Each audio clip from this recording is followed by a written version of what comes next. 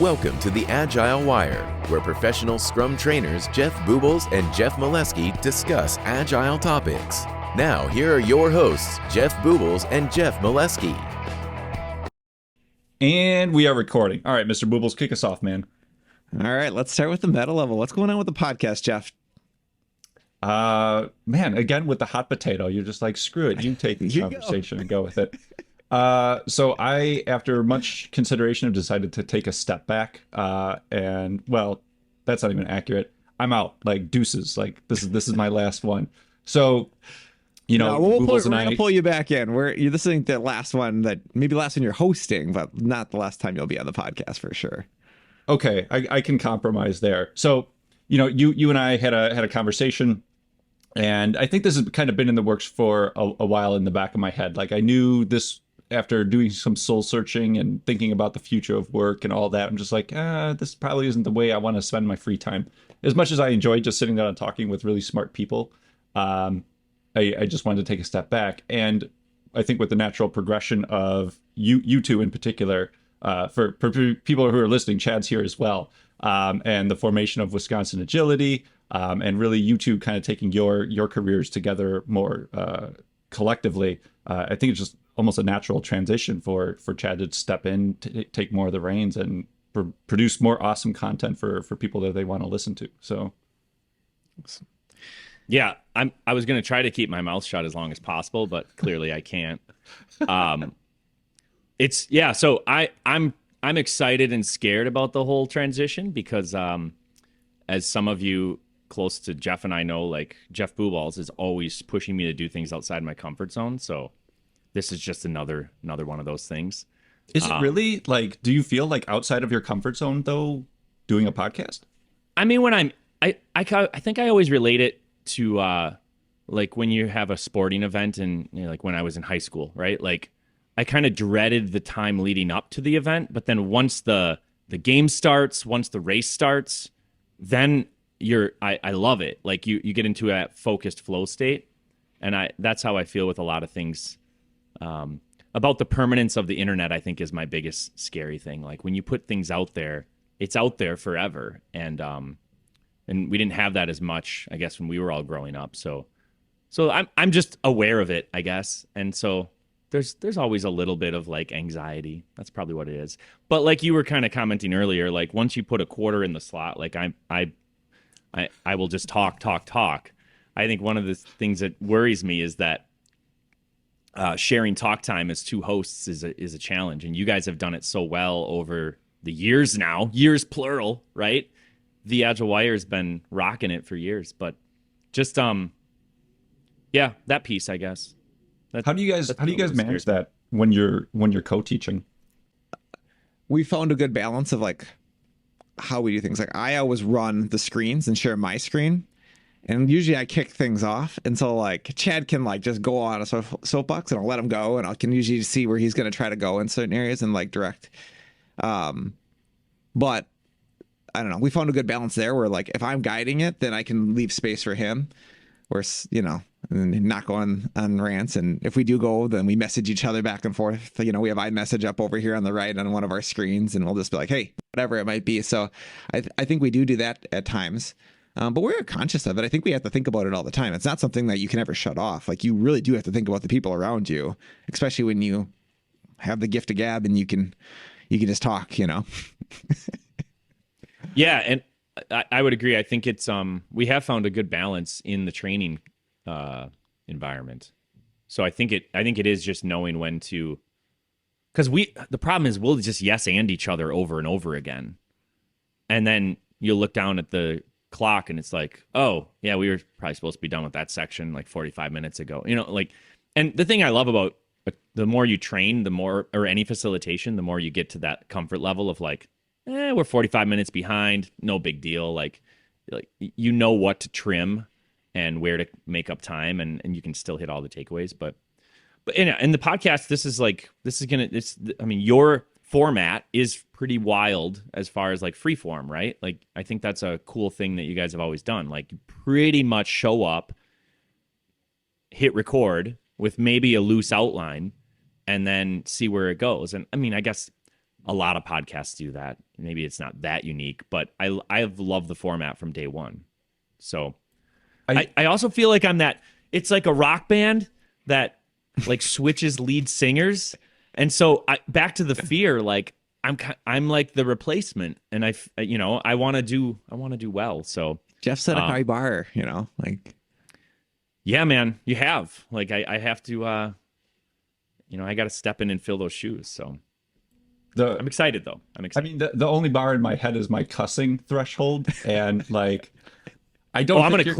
I'm gonna clean this podcast up. All right, all right. Now I'm gonna get a little crazy. Like I'm gonna grab this thing, grab the reins, and we're gonna clean this podcast up. Right? We're gonna go from, I don't know what rating I'd give you guys. Maybe it's got to be an R because of the occasional F-bomb. So I'm gonna keep this at least PG-13. Yeah. Well, that was like I think I asked you at one point, and it was the response you had given me was because your kids listen to this, and that's just not language that you want them hearing coming out of your mouth in particular. Like you don't necessarily care about others, but like that was something important for you. Yeah, I mean that's just the side of parenting I don't have to worry about, right? Like yeah. I mean, I think it's I'm not judging you that much. I actually really enjoy it. But back to that permanence of the internet thing, right? It's like, well, you're putting it out there, and it's not like I never swear, but yeah, thinking about a broader audience. And I'm mostly joking. I'm mostly joking about the cleaning it up. You guys, it's not like it's a raunchy podcast by any means. I think that's kind of a good transition into the future. But really quick on something you were just hitting on inside of there. Like I know you two probably listen to more Agile focused podcasts than I do. It's sort of fallen off my radar over the years. But every time we have a guest come on, like once we hit the stop button, we have our go-to one question retrospective that we have after everyone. It's always, hey, what's one thing that we could have done to make your experience better with us here today, right? Try and leave it open-ended.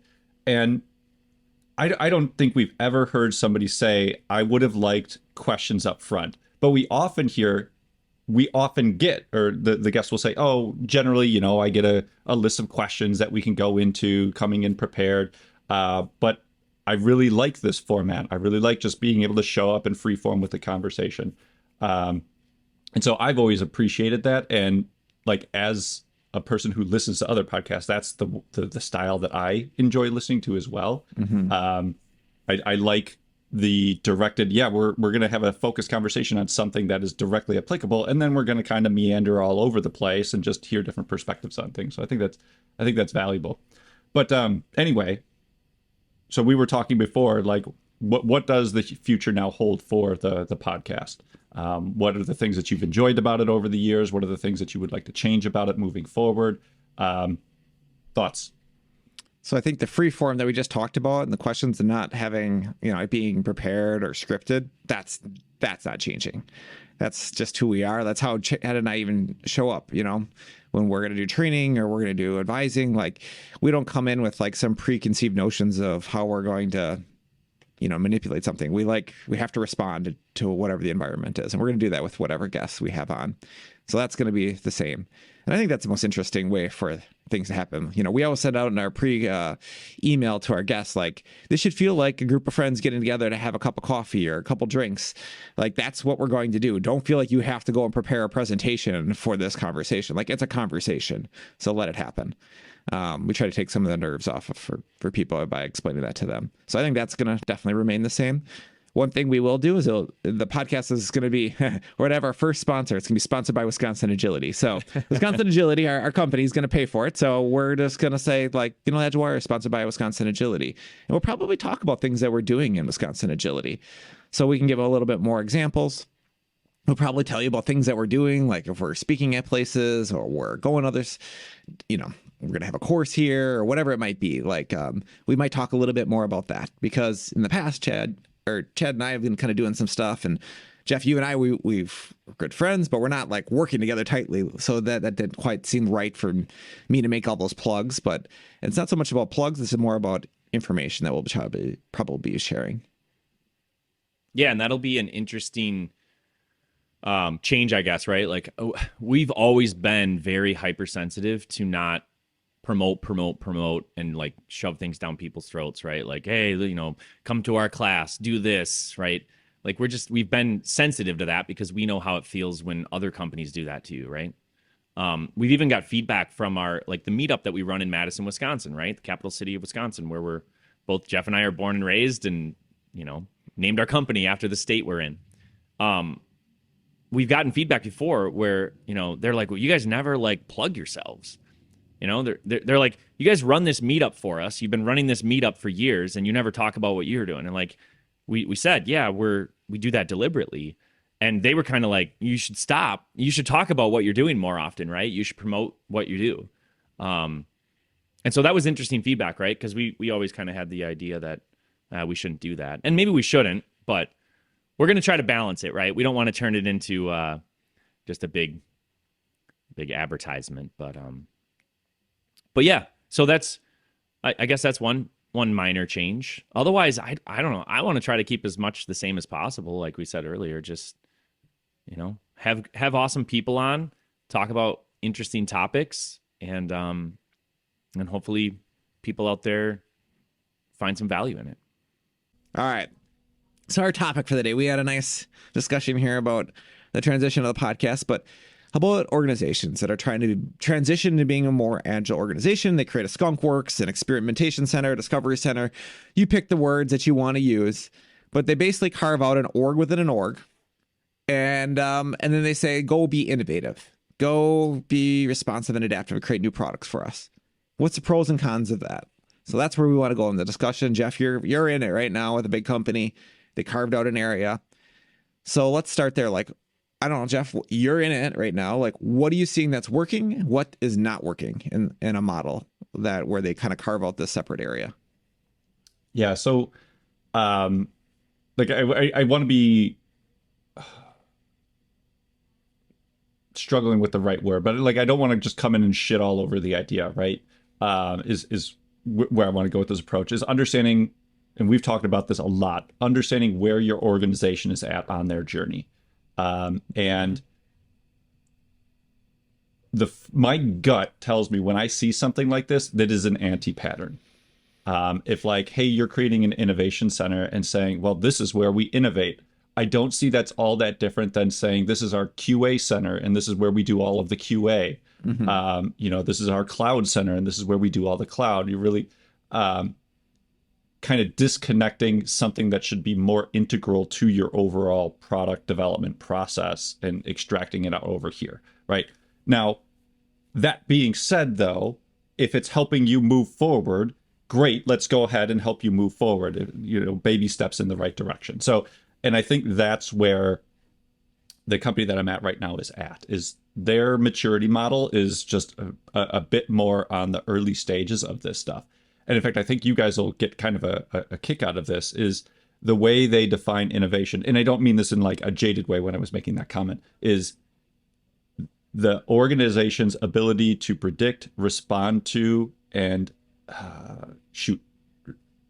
respond to, and adjust to change, right? Like that's how they define innovation. Sure.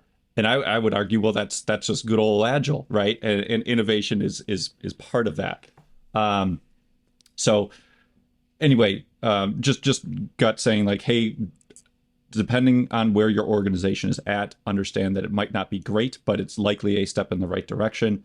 But the counterpoint to that is, well, that's the excuse to implement safe. And that generally doesn't turn out really well either. Mm-hmm. So let me kick it back over. Well, I like the way you're thinking because I'll share I always, when I hear innovation department or innovation area, I have the same gut reaction. It's like, well, why would you have to carve out an area? Why don't you just strive for innovation inside your culture? But I do think there's let's break it down into 3 categories. Category 1, we're so terrible. We have zero innovation in our entire organization. We don't do anything innovative, right? We just follow orders, complete command and control, staged approaches, big batch cycles, whatever. Next step somewhere in the middle is probably the innovation area or department where an org is experimenting with good intentions And I think that's where, if we zoom out and like ignore our gut reactions, that's a cool step. And then the place I think any organization should and want to be is just embedded in our culture. Like, we don't even have to talk about we don't even have to use the word innovation anymore, because it doesn't bring us any value in conversation, because we're just doing it. Like, you are living and breathing and bleeding innovation inside your culture. So I think I agree. Like, I think it's so easy, because our default, at least mine in the world, is like, pick out the negative things. And then you have to like take a pause and say, well, but what's positive about that? And the positive thing is it's a step in the right direction, hopefully, right? Like, same thing, apply it with any other specialty. We don't test anything. We just code in production. Okay, we have a QA department. Cool, now you're testing. And then we don't talk about testing anymore, because it's just part of software product development. Like, those three different areas. You can probably break all kinds of things down into rule of three. Yeah, so I think the problem with it is there's always a handoff, just like there are in specialties, right? So anytime you have a handoff, that's usually a sign of delay. That's a sign of like it not really being part of your culture. Like, you're setting up a structure that's seems good from the outside, but once you get into it, it's probably gonna have all kinds of problems. And so what might work better is an org within an org, where it's like, you are building a brand new product. We are a subsidiary of this company. We want to reduce risk from the parent company that has something that's a cash cow or whatever else, and they don't want to risk, lawsuits where that would take that money or whatever it is. So we're going to create a separate company over here, and we're going to draw the walls, and then we're going to like have them focus on building new product, whatever it might be, or products, whatever you want it to be. That could work, but things I think you need to do is you need to be very, very conscious of the policies that you put in place inside of this new org. What I've seen happen in big organizations is they create this org, and then they put all the same policies that the parent company had. They go hire all the same leaders from over there. They just move some leaders over there. That's the only structure they've ever worked in, is these big companies. And they treat the small company like a big company, and no one actually does the work. like it's got all the dysfunction of the big company, because you just, without the cash cow, because you've never innovated through it. So you got to find the right people that are product centric, that have grown a product from scratch, that can, move fast and break shit, like, kind of like that, kind of the stuff from Silicon Valley. Like, they got to understand what it means to do that. You got to bring people in that can help grow a product, as it starts to scale. And I think it's a different type of skill set. And so maybe some people can switch and transition and leverage different skills, but some can't. I've seen one model where they went and hired a subset of all the people that were in leadership from the parent company, and then they went and got contractors to do all the actual work. And then they told them exactly what to do and how to do it. And that failed pretty miserably. And I think it kind of goes back to the thing we've talked about in previous episodes, Jeff, where it's like, you want to hire missionaries, not mercenaries. So it starts with a group of missionaries that really believe in some type of purpose that this smaller org within an org is going to accomplish. And you give them the freedom to be successful, and don't hold them back, right? Like, they don't give them small grounds of funding to try experiments, and then decide when you want to change directions. Have these pivot and persevere moments often. I don't know. What are your thoughts on that?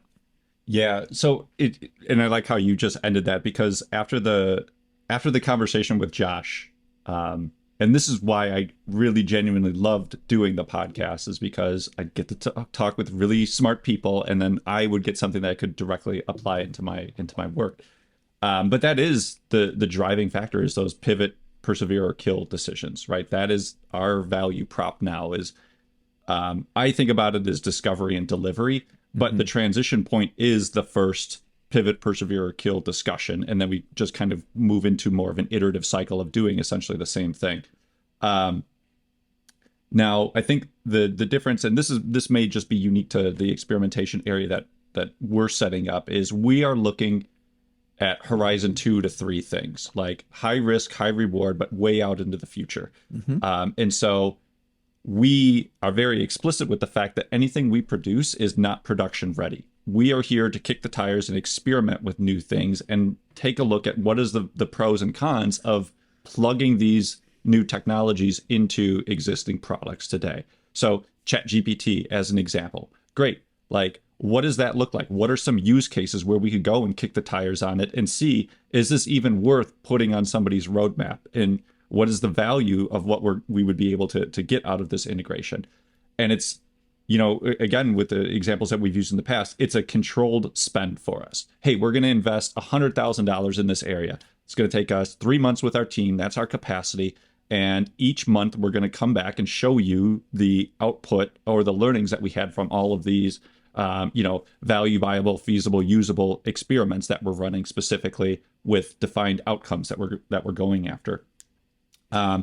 So you go in, you do that discovery, and then every month we're just iterating, and essentially we're having a sprint review, right? And we're showing the working stuff that we're working on. And every month the business is telling us, is this good? Is this bad? Should we keep going, right? Like it kind of just boils down to that. And we just go until either budget is done or we make a kill decision with the things that we're working on. So what do you think of Bubolz? So the thing I struggle with there is like, okay, so the thing we're trying to do is we're just saying feasibility. Can we even use an AI in any of our products? Okay, that's fine. Well, we can try that. So let's say we put a team of 8 people and they do an experiment and we build something, but we're like, you know what? We could have just like did this thing over here and there's a product off the shelf we could have bought and we could have paid $30,000 and had this thing, but we spend now a quarter of this team of 8 working on it. We spent hundreds of thousands of dollars. And now, did we propagate that knowledge throughout the organization for that amount of money? We didn't. And we're going to throw all it away, but we learned something. Like if we don't use that right away, we know that those skills will start to deteriorate over time. And people may leave. Like the unfortunate matter is like in tech, like people switch jobs like crazy, right? Like I don't know what the exact number is, but it's 18 months to 2 years, somewhere in that range. People are switching jobs, right? So you do this and then people leave and then you don't have that capability. You just did you trained somebody how to maybe use AI and do it in this one instant, but they're not going to be with your company in 2 years. So what did you gain from that? That's my struggle with it. So I think you have to find a practical use for, feasibility, but like, let's do something that could actually be used and could actually provide some value. Otherwise, what's the point, right? Like if you only have one piece of the puzzle, like I think it's going to be a lot of throwaway, and I don't know if it's quite worth it. What are your thoughts? So I hear everything that you're saying, and coupling that back with what we were just talking about before is like, where are you at organizationally on your journey? And if I don't want to create a false dichotomy, but I think it's almost true in the environment that we're in. You can either have no innovation or potential throwaway innovation. Which would you go with? Sure. So I guess what I go back with is if it's feasibility, then that I'm trying to validate. That's let's be very explicit. Like I'm trying to prove out feasibility of using a chat, an AI. Like I want to use feasibility of an AI. Like that's our goal.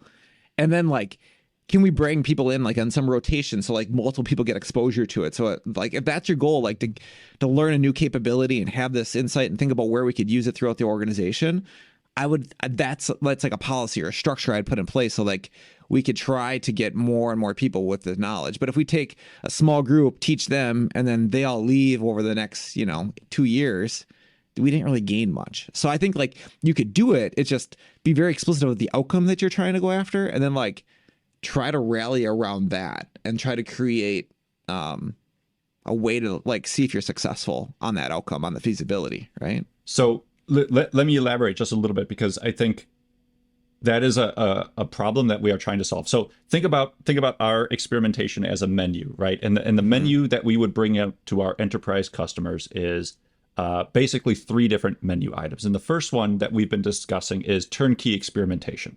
So I can't go into details, but there is one area where they are essentially creating a new product offering, okay?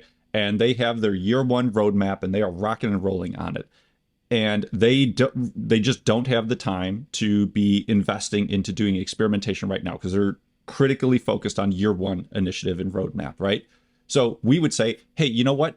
You've got this thing over here. Maybe we want to go deeper into this market segment, or actually want to try and expand it out a little bit. How about we do some just basic testing to see if our customers would even be interested in that offering in these tangential markets, right?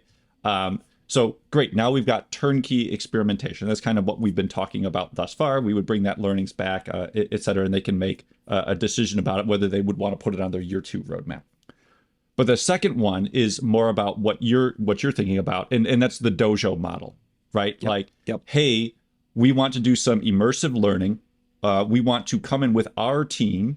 And we're going to set up some goals, some objectives that we're going to be working towards. We're going to go in there for a 1 month, 3 months, 6 months, whatever that time frame happens to be. And not only are we going to be delivering against product outcomes, we know what we want them to build, but this is an opportunity to upskill all of our team members on new tech, whether that's CI/CD, whether that's ChatGPT integration, whether that's agile mindsets, whatever. But we're going to get some synergies between an internal boot camp, if you will, where the work is directly targeted at these outcomes. So that's the second menu item. The third menu item is working with actual startups in the industry. So in for us, it's insurance. So InsurTech is the area. There's a number of incubators that are out there, and they've got all these great ideas, but they specifically are looking to partner with big companies like, think Northwestern Mutual, right? Mm-hmm. And so they come up with this great product idea or service idea, but they need the actual company to partner with them and start to integrate, right? That's where we would come in is, hey, we would have the dedicated headcount in our area to actually build that integration bridge and start kicking the tires on this product offering. And then we can bring it to the rest of the business and say, here, we proved it out. We proved this work. We can integrate with this new startup, with their tech.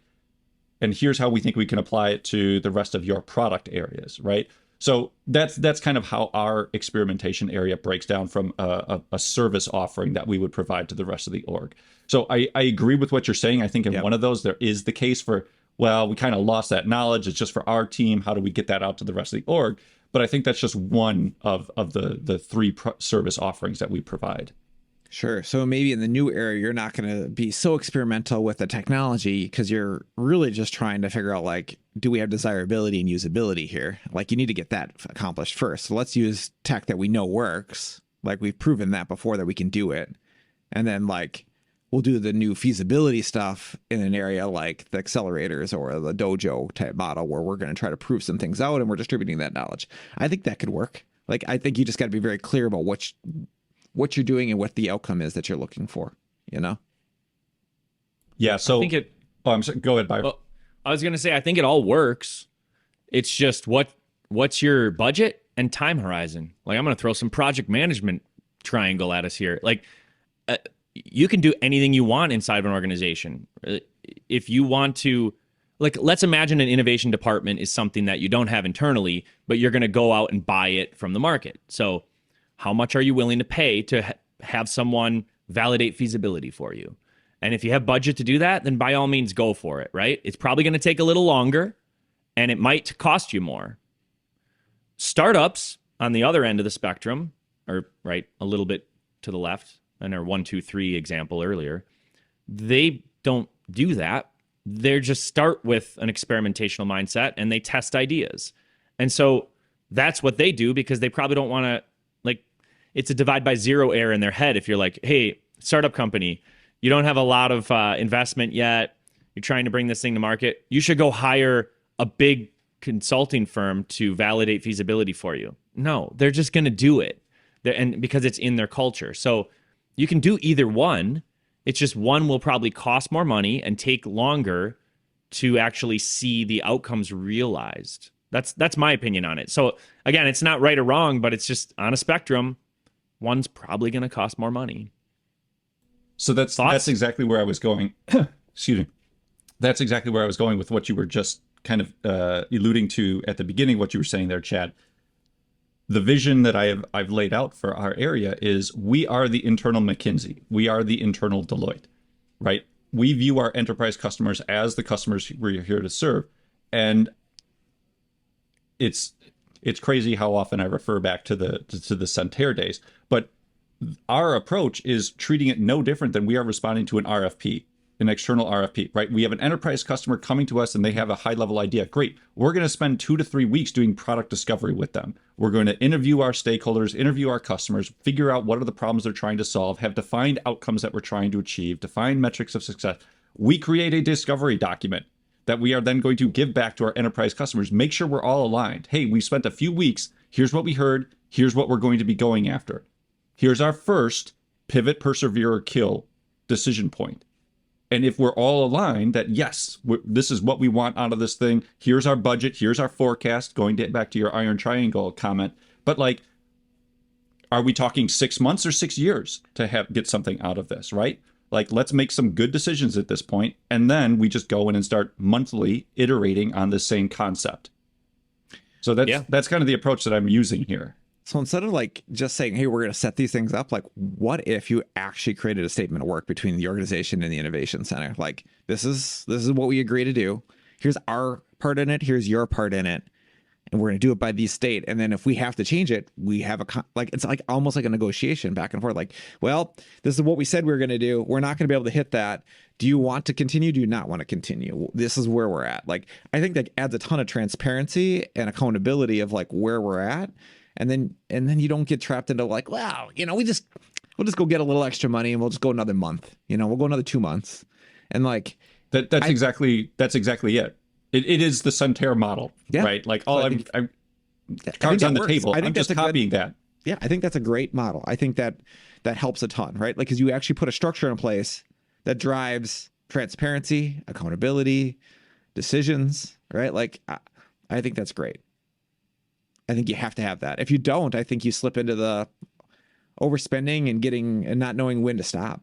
Like we get into the weeds so often as people that develop products, and it becomes your baby, and you don't want to hear that it's ugly, and then like you realize it's not as good as you thought it was, right? When you put it out in the market or whatever. So having those checkpoints and that pressure can be a really good thing. Yeah, I agree. Just going back to inspection and adaptation, right? Like, that is what we are striving to do, is getting those, I always articulate small, subtle, constant adjustments to the direction that we're going, right? Like, I want to give our customers as many opportunities to say, no, this is not working out, or, oh, I want to go more left, or, oh, I want to go more right. So internally, we'll probably have more frequently, like weekly, sprints, iterations, whatever. But with our customers, being respectful of their time, like trying to limit that to just probably once a month. But again, there's trust that we're going to build in there. Trust when we're going to actually show something that's working, and trust that, okay, if we need to go left, we're going to be able to go left. Going back to their definition of innovation, right? The ability to respond to and adapt to change. And I think this gets us most of the way there. Yes, there's some dysfunction. Totally agreeing with what you were talking about earlier, Jeff. Like, can we make it even better? Awesome. I'm hoping options 2, the dojo model, starts to solve some of those deeper issues. How do we start to disseminate innovation throughout the rest of the org versus having it contained within our innovation center and potentially leaving when we've got natural churn in the org. Mm-hmm.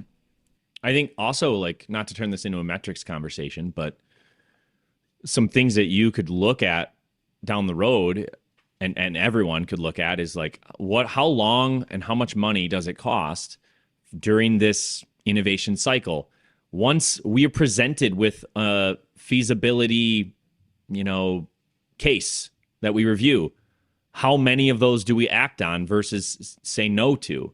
And when we do choose to act on it, how long does the decision take from when you've presented something to try in the market and we've actually go and start working against it, right? Like, just like we always are saying, if you're a product owner on a Scrum team and you don't know how much your team costs per sprint, you're probably not making the best decisions you could be, because you're missing that real dollars component to your decision process, right? Like, and owners just do this by default. If you are a real owner and you happen to be using Scrum, you're going to know how much the team costs, right? Every iteration.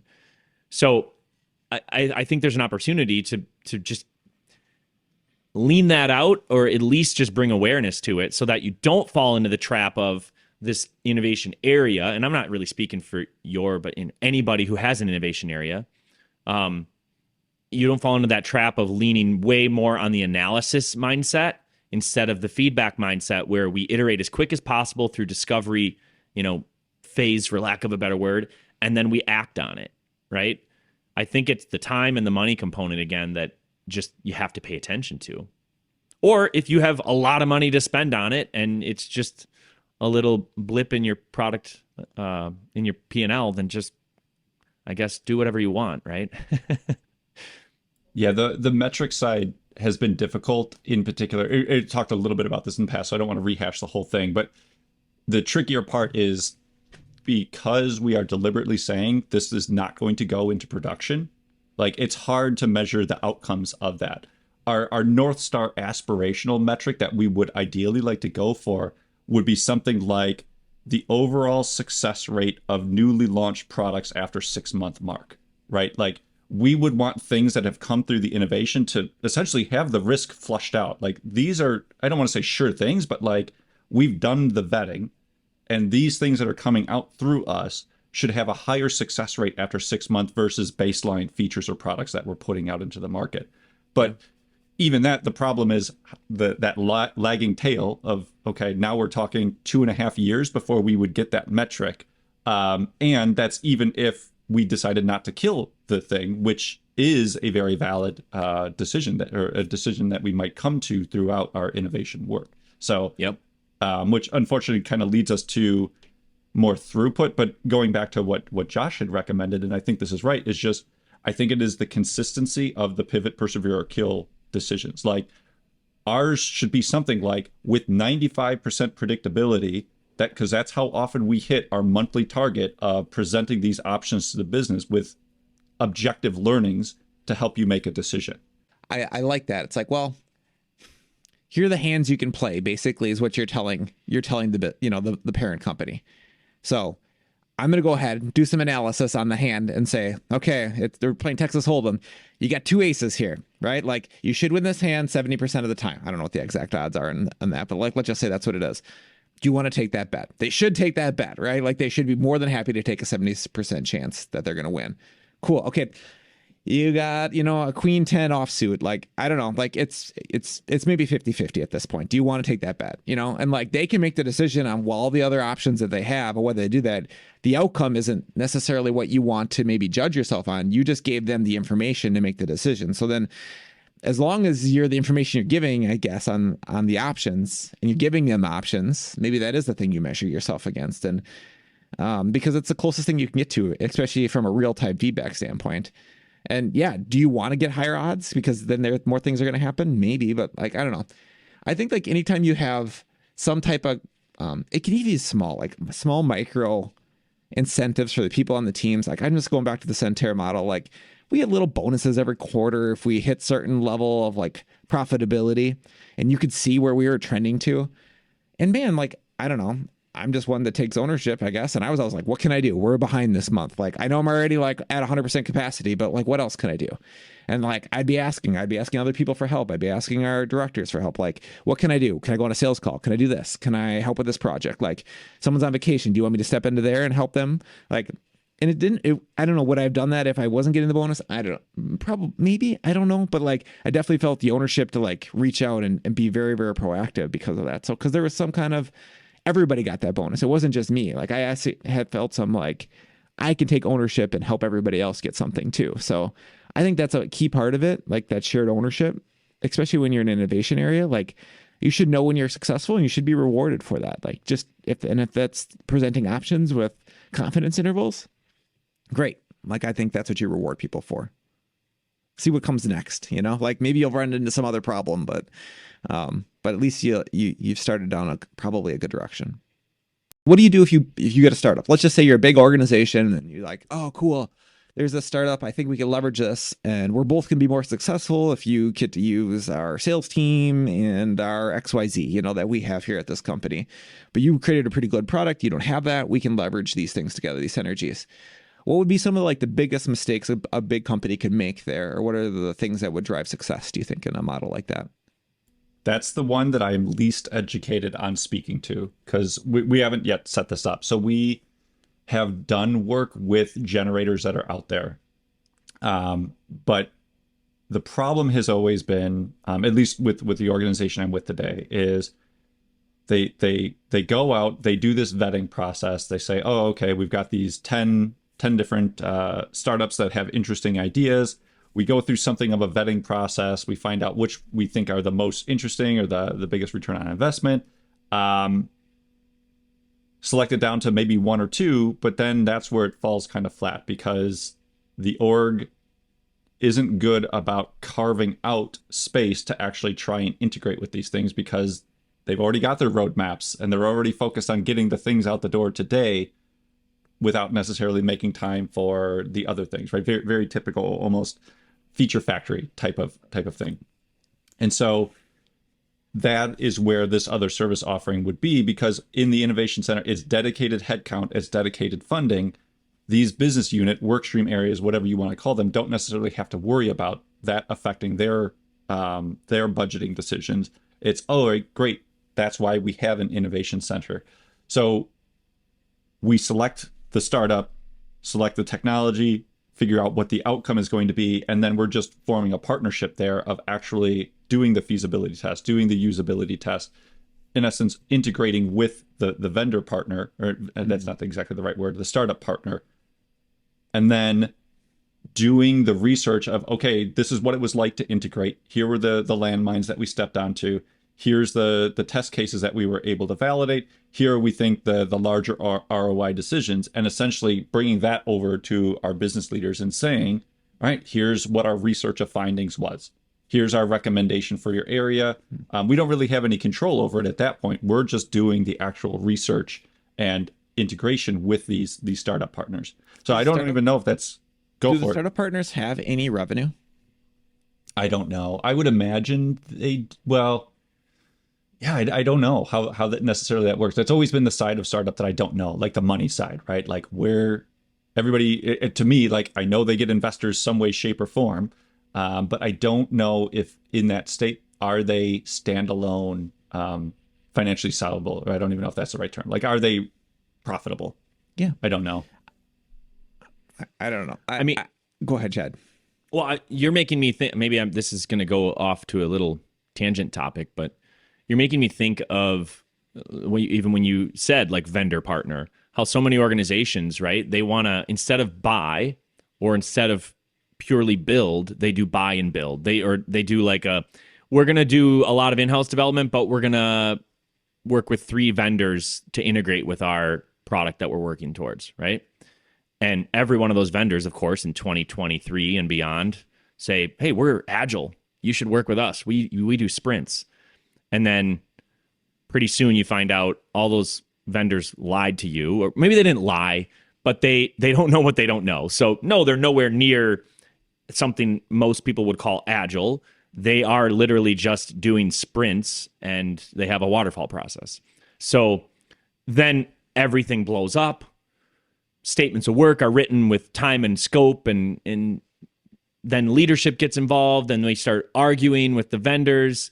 And a lot of times millions of dollars go down the drain and the product doesn't ever launch, right? I mean, I think collectively, but just the 3 of us in this room have seen that over and over again. So you made me think about like what you're trying to do in this vetting process. It's a good thing to be looking at, right? Like, okay, we're going to help this startup. Essentially what I heard you describe is like, you're looking for landmines. You're trying to anticipate the impediments, right? Obviously there's viability with the startup product, the idea in general. But if you're like the idea and you want to move forward, you're sort of going through this like, will this actually work in working with this startup partner? And I think that's a good thing. Like the more you can do that, and even maybe put in an experimentational, like a trial run, like let's try something with this partner and see what happens, right? It's just like there's no replacement for going and doing something. You can watch somebody ride a bicycle when you're a kid over and over again, but until you actually swing your leg over and start to try to learn to ride the bike, you're not experiencing it yet, and you don't understand what you're going to encounter, right? So I don't know. I mean, imagine the intentions are great. Imagine a world, I'm going to riff on Chad's, like where like you have, let's just say 2 or 3 people, they come in as a team and they partner with the startup. Like we're considering working with you. Here's what we're going to do. We will give you 3 people that are come in and be on your teams and work with you. We're going to do this for 1 quarter. They're going to help you deliver. We're going to look at your financials. We're going to try to hit some target. And then we're going to come back and evaluate if we want to move forward together as a partner.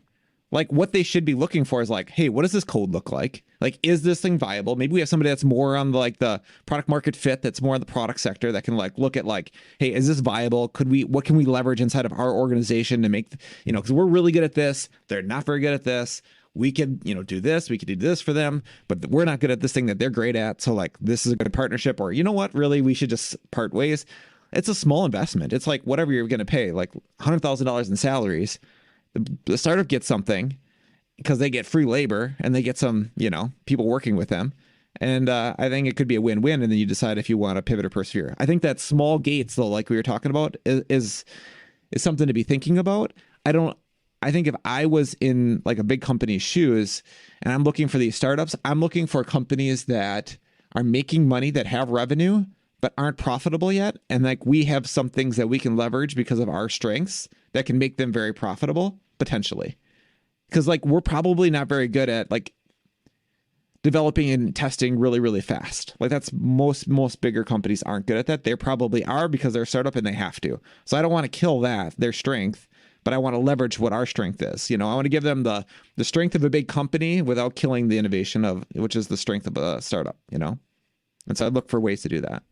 Yeah. So all the things that you two are articulating far better than I did, like that's the spirit of what we're going after, right? We're in the dating phase before we decide to tie the knot with this startup, right? And so we're looking for, all right, are they OCD? Are they a germaphobe? Do they like cats, right? Like figuring out all those little details before we decide whether or not it's worth fully investing and moving forward with. Yeah. It's obviously the house analogies are overdone in every topic area of the world, but I was just thinking like, what is another large investment you make, right? Besides investing in a startup or a company, what's another large investment most of us make? Buying a house. Okay. Now, when the market's good and houses are scarce, there are a lot of, like just a few years back here now, not even a year ago, there were houses being bought unseen. You didn't walk through the inside of the interior of the house. You literally would buy it off of a listing, right? Just a photo. So I think this is that next step. It's basically, I'm going to kick the tires. I'm going to walk inside this house, right? You go like we typically do when we buy a house. You schedule something with a realtor. You walk in the house and you look around. Is this going to work with my lifestyle? Will my large sectional couch fit in this living room? Like integration issues, essentially, right? You're validating that by going and experiencing it inside. And I think that's what we're sort of dancing around here. It's like, why wouldn't you want to do the same before you invest in it? Like, if you're just a venture capitalist and you just want to take the bet, you're basically buying houses unseen, probably, right? You get financial statements, but you don't know what's going on inside the company, really, right? And that's why a lot of times they don't go so well. You buy an idea, and the people executing against it, it just doesn't work out, right? Maybe the culture's not there, maybe the expertise isn't there. So anyway, that's what I was thinking of as I was like, well, what's another big investment? It's like, yeah, we don't buy houses typically unseen. We want to go and walk through. Even a step further, that when I was looking at houses, people always gave me advice, talk to the neighbors, find out what the neighborhood is around your house. What's the reputation, right? Like, you find out more about the house you're about to buy by talking to neighbors instead of the realtor trying to actually get you to just make a decision. So anyway.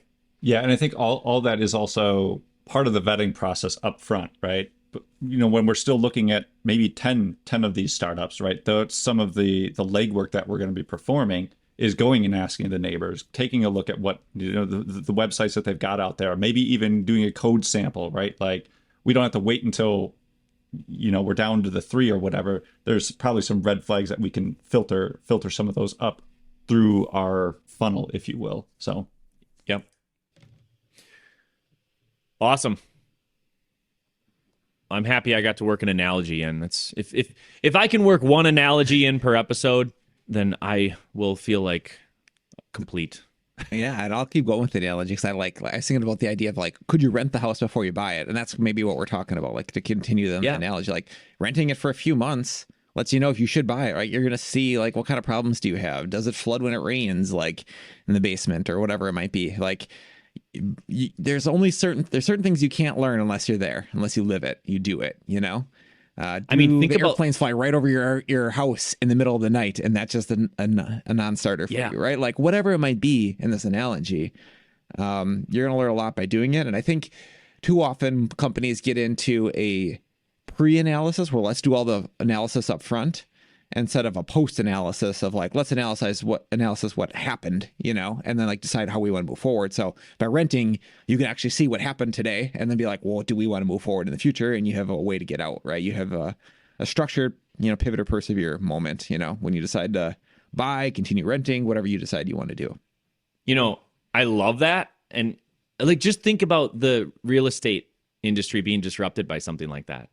Like, okay, initially, I just would throw the idea away. Like, who's going to let you rent, come and stay in a house that you're thinking about buying for an extended period of time? But what if there was an incentive? What if some company comes up, sort of like an Airbnb style, where it's like, we're going to be a broker to give you an upper hand in selling your house, right? Because Airbnb is all on reputation. Nobody wants to buy a house and get screwed over in the deal and then end up, oh, wow, this furnace is, or whatever. The hot water heater leaks, but they hid that from us. And like, in reality, we're all supposed to disclose everything before you sell a large asset like a home. But we know it doesn't always go that way, obviously, right? So maybe not obviously, unfortunately. So wouldn't that be cool though? If there was like a broker service that sort of had certain home sales rise above and say, we're willing to let you come and stay in our house for a week, right? I mean, obviously there'd have to be a lot of trust level, like review systems so your house doesn't get trashed or whatever. But like, people are already doing this when they rent a property. What if they take it a step further in the future? It's one of those I think it's one of those disruptors that's leaning more towards, again, like the premise of crypto, right? More trust in the transaction. Trust and reputation. So anyway, you got me excited, Jeff, when you talked about that idea. Because I was thinking about it like, well, yeah, you don't get to actually test drive the house, but then you just took it a step further, and now I'm all excited. Somebody should go build that as a product and disrupt and the let real us know estate how industry. it turns out. But yeah, I don't want to take the risk, but you should go do it. Someone out yeah, there. Totally. But that, and I think, Jeff, this is what you were getting to, but that is one of our menu items, right? Mm-hmm. It is come rent the property for a few months, and at the end, we're going to do some research and give you the highs and the lows of what it's like to live in this property, and then help you make an educated decision about whether you want to pull the trigger on actually buying the property at that point. Because when we're working with the startups, it is a working agreement to figure something out. We haven't yet pulled the trigger to completely go all in with them at this point. Awesome. Like it. Good chat, guys. Good? We good to wrap this up? I think so. I think so. This is fun. Okay. Awesome. Then fuck it. I'm out. Hopefully you enjoy this outro of Jeff and Jeff over the years. And we are recording. All right, Mr. Bubolz, kick us off, man. And we are recording. All right, Mr. Bubolz, kick us off, man. All right, and we are recording. All right, Mr. Bubolz, kick us off, man. And we are recording. All right, Mr. Bubolz, kick us off, man. All right, and we are recording. All right, Mr. Bubolz, kick us off, man. And we are recording. All right, Mr. Bubolz, kick us off, man. All right, and we are recording. All right, Mr. Bubolz, kick us off, man. All right, Mr. Bubolz, kick us off, man. And we are recording. All right, Mr. Bubolz, go ahead and kick us off, man. And we are recording. All right, Mr. Bubolz, kick us off, man. And we're recording. All right, Jeff, kick it off, man. And we are recording. All right, Mr. Bubolz, kick us off, man. All right, and we are recording. All right, Mr. Bubolz, kick us off, man. And we are recording. All right, Mr. Bubolz, kick us off, man. And we are recording. All right, Mr. Bubolz, kick us off, man. And we are recording. All right, Mr. Bubolz, kick us off, man. And we are recording. All right, Mr. Bubolz, kick us off, man. And we are recording. All right, Mr. Bubolz, kick us off, man. And we are recording. All right, Mr. Bubolz, kick us off, man. How'd you want to start off, Mr. Bubolz? Thank you for listening to the Agile Wire. We are consistently inspecting and adapting ourselves. We would appreciate feedback at feedback@theagilewire.com or on iTunes, Spotify, or Google Play Store. See you next time.